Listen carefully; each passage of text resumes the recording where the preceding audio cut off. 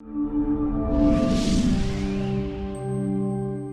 like Venky is somebody in Telugu we know for extreme detailing of characters. Right. Like, okay, not to, this is like, I'll sound like a cliche Telugu guy, but usually in Telugu there's a largeness to commercial cinema. Sure. And that's the beat of cinema that is mostly accepted. But there's a handful of filmmakers that make a commercial film also have art house sensibilities where detailing of characters is perfect. You see production design on the film, it's perfect. You don't see anything that's off character. And Venky is one such. And earlier you spoke about the production design of the film and how much of detail it was. So what are the finicky things of Venky and how does he start?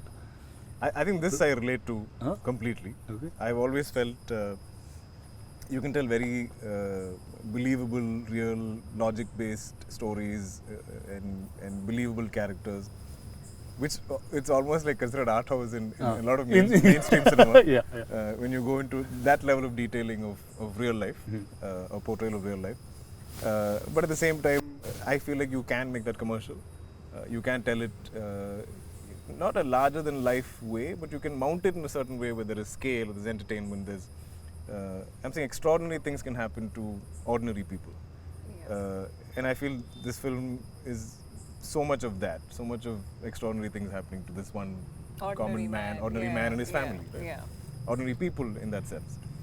But I think the genius of Venky, I'm glad he's not here, so I can praise him, is that he seems to get the pulse of the people in this film.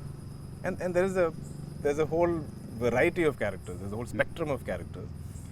And it's not like everybody speaks Venky's voice. It's not that everybody speaks his language. There is enough detailing where each person seems their own. If somebody is of authority, then they are of authority. If somebody is of somebody who's failed his 10th grade, and he will obviously speak that kind of a language. And I love that Venky is able to write those.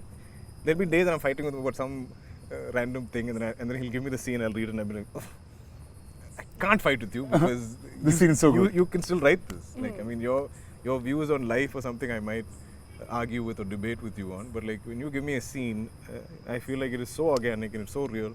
In fact, the biggest fights I've had with Venky on the film is post-shoot is an edit, because he obviously has a time limitation and a runtime limitation in his head. Right.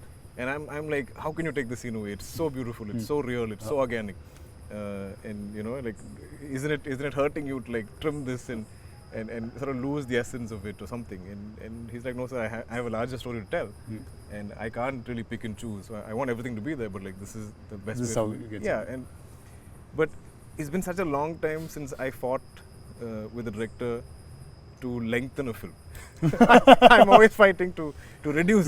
Like, this is almost 3 hours, bring it down, cut 10 minutes, cut 15 minutes. And that is, I think as producers, we have that sense in our head, right?